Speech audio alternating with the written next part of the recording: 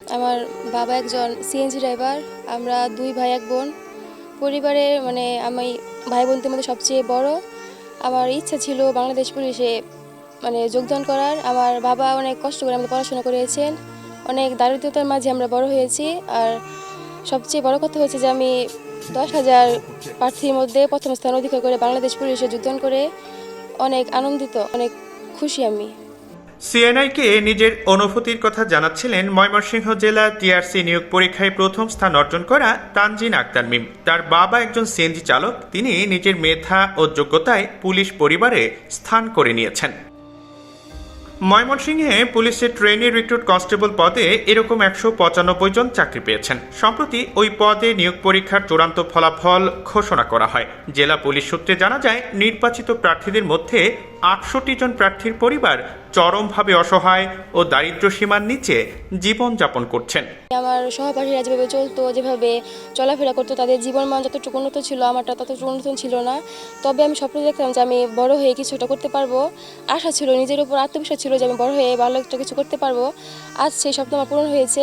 সিএনআইয়ের সঙ্গে আলাপকালে নিজের আনন্দের কথা জানান তানজিন আক্তার মিমের সিএনজি চালক বাবা মোহাম্মদ বাদল। বলেন, তার সব কষ্ট সার্থক হয়েছে।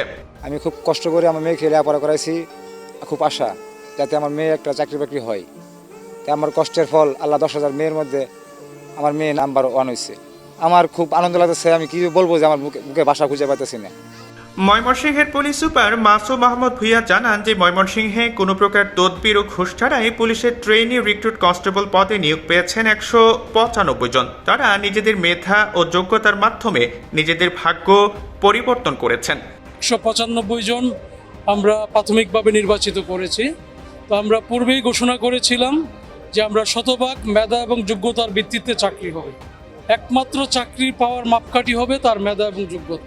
কোনোরূপ তদবির, কোনোরূপ অনিয়ম, আর্থিক কোনো প্রলোভন, কোনো কিছু, এগুলো অযোগ্যতা হিসেবে বিবেচিত হবে। আমরা দেখেছি এখানে একটা মেয়ে সর্বোচ্চ রিটার্নে মার্কস পেয়েছে, 38 পেয়েছে। সে হলো একটা সিএনজি ড্রাইভারের মেয়ে।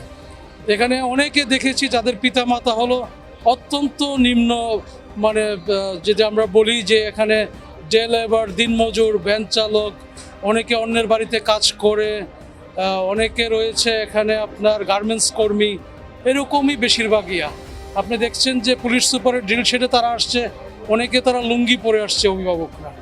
সংশ্লিষ্টরা বলছেন, মেধা ও যোগ্যতা থাকলে কোনো কিছুই যে আটকে রাখতে পারে না, তার উৎকৃষ্ট উদাহরণ তানজিন আক্তার মিম। দারিদ্র্যের সঙ্গে বসবাস করেও নিজ যোগ্যতায় আজ তিনি বাংলাদেশ পুলিশের গর্বিত সদস্য।